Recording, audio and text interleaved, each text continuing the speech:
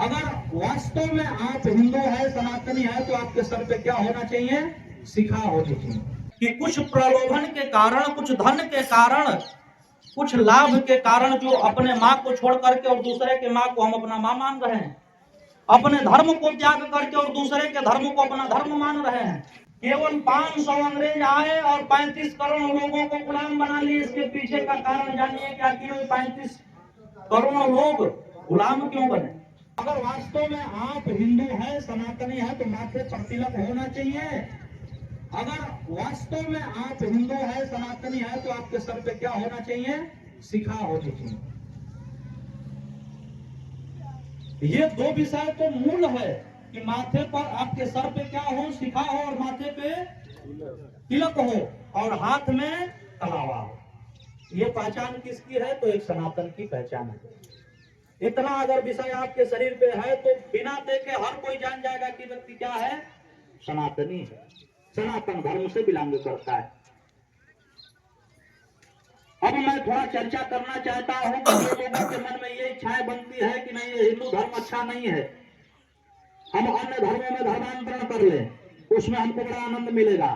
तो एक प्रश्न मैं आप लोगों से करना चाहता हूं कि अपने घर में यदि अपना माँ प्यार नहीं कर सकती, प्रेम नहीं कर सकती, तो दूसरे की माँ आपको कितने दिन प्रेम करेगी? बोलो भाई। अपने घर भोजन नहीं मिलेगा तो दूसरे के घर कितने दिन आप भोजन कर पाओगे? अपने धर्म में यदि आपको आनंद की अनुभूति नहीं होगी तो दूसरे धर्म में आनंद की अनुभूति होने वाली है क्या? कभी नहीं हो सकती। जब तक अपने घर में, अपने परिवार में, अपने समाज में, अपने धर्म में आपको आनंद की अनुभूति नहीं होगी तो अन्य धर्म, अन्य समाज, अन्य परिवार में आनंद की अनुभूति होने वाली नहीं है। इसलिए मेरा आग्रह है कि आप लोग एक रहें। अब दूसरा विषय एक होने का। और अभी चर्चा हुआ कि हमारा देश गुलाम था, सभी लोग जानते हैं कि नहीं जानते? 15 अगस्त 1947 से पहले देश क्या था?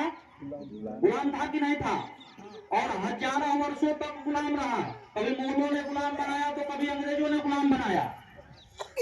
अब एक बात बताओ, उस समय भारत की आबादी थी 35 करोड़। कितनी थी? 35 करोड़। और इतिहास में कहा जाता है कि उस समय अंग्रेज कितने आए? तो केवल 500 अंग्रेज भारत में आए और 35 करोड़ लोगों को क्या कर लिए? बोलो भाई, गुलाम बना दिए। क्या कारण था? विषय क्या था? इस पर चिंतन किया जाए। आज ये जगह जगह जो धर्मांतरण का खेल चल रहा है, इस धर्मांतरण के विषय में जाने कि कुछ प्रलोभन के कारण, कुछ धन के कारण, कुछ लाभ के कारण जो अपने माँ को छोड़ करके और दूसरे के माँ को हम अपना माँ मान रहे हैं, अपने धर्म को त्याग करके और दूसरे के धर्म को अपना धर्म मान रहे हैं, इस पर चिंतन करने का विषय है। और इस पर चिंतन क्या है? तो यही फंडा लागू होगा क्या कि एक समय था जिस समय भारत में 35 करोड़ जनता हुआ करते थे, और आज एक समय है केवल 500 अंग्रेज आए और 35 करोड़ लोगों को गुलाम बना लिए। इसके पीछे का कारण जानिए क्या कि 35 करोड़ लोग गुलाम क्यों बने? ये 35 करोड़ लोगों का गुलाम बनने का केवल एक कारण था कि हमारे ही और आपके बीच में समाज में वो अंग्रेज आकर के बैठे और निम्न विचार के लोगों को, निम्न वर्ग के लोगों को अपने पास कुछ धन दे करके, कुछ सेवा दे करके और अपना बना लिए।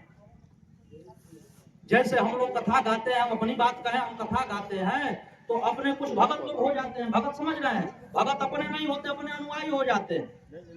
और मैं जो कहूंगा कि देखिए भाई, आज यहाँ आयोजन हुआ है भागवत की कथा की, तो वो लोग वहां पे चल के चले आते हैं।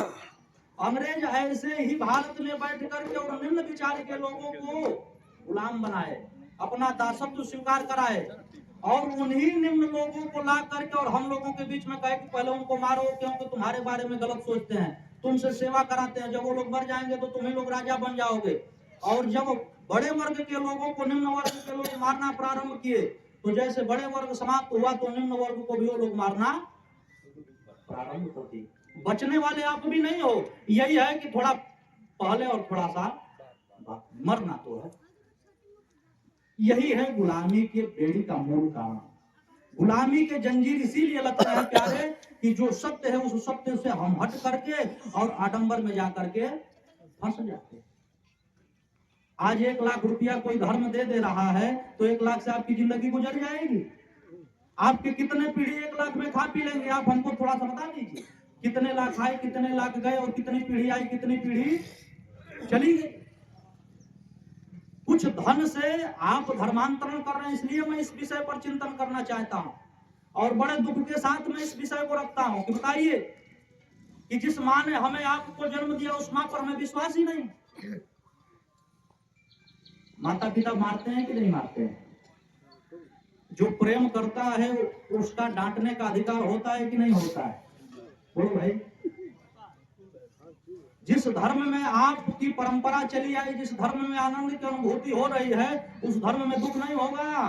दुख बिल्कुल होगा। राम जी ने सनातन धर्म को अपनाया, क्यों? सनातनी थे। क्या राम जी को कष्ट नहीं हुआ? त्रेता युग में एकलौता विवाह राम जी का जो 36 का 36 गुण बैठा था माता राम प्रभु राम से माता सीता जी का। लेकिन एक बात बताइए, 36 गुण होने के बाद भी राम जी को कष्ट हुआ कि नहीं हुआ? बोलो। राम जी भी तो चाहते तो जा करके दैत्यों से राक्षसों से अपना हाथ मिला लेते, चाहते तो मिला लेते कि नहीं मिला लेते? बहुत ऑफर है भैया, बहुत ऑफर है। लेकिन राम जी ने उसको स्वीकार, कष्ट स्वीकार कर लिए। क्यों? सत्य परेशान होता है लेकिन पराजित सनातन ही सत्य है। आज जो सत्य है वही सनातन। तो मेरा कहने का उद्देश्य क्या है कि हम आप सभी सनातनी हैं, यहां उपस्थित हुए हैं तो हम सभी एक होने के लिए उपस्थित हुए हैं। लेकिन दुर्भाग्य का विषय कि केवल यह यहाँ तक आधे घंटे, 1 घंटे, 2 घंटे का ही विषय रह गया। हम 2 घंटे बोलकर चले जाएंगे, आधे घंटे बोलकर चले जाएंगे, आप अपने घर चले जाएंगे, हम अपने यहाँ चले जाएंगे और बातें फिर।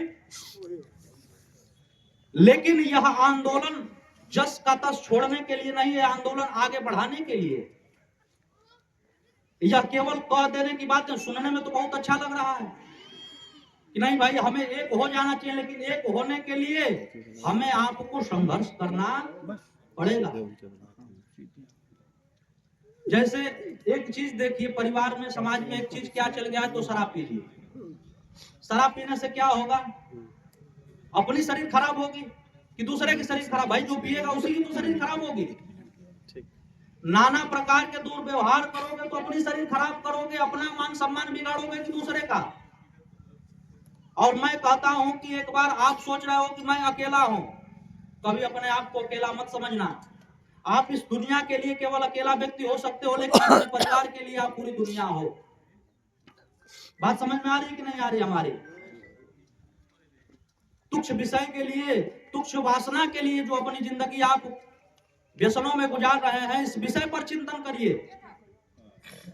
कि मदिरा का पान कर रहे हैं तो लगता है मैं अकेला हूं, पी करके मर जाऊंगा। नहीं भाई, तुम ये सोच रहे हो कि मैं अकेला हूं। नहीं नहीं नहीं, अपने परिवार में जाओ, अपने माता पिता से पूछो तो माता पिता कहेंगे बेटा तुम मेरे लिए पूरा संसार हो। तुम एक व्यक्ति, एक पत्नी से जाकर के पूछो कि तुम्हारी अहमियत क्या है, तो पत्नी कहेगी देखिए देखिए भाई, आप ही एक दुनिया के लिए व्यक्ति हो सकते हैं, लेकिन मेरे लिए आप पूरी दुनिया है। अपने बच्चों से जाकर के पूछिए मदिरा पीने से पहले, व्यवहार करने से पहले, कि भाई मैं आप लोगों के लिए क्या हूं, तो बच्चे यही कहेंगे कि पिताजी आप दुनिया के लिए केवल एक व्यक्ति है, लेकिन हम लोगों के लिए आप ही पूरी दुनिया है।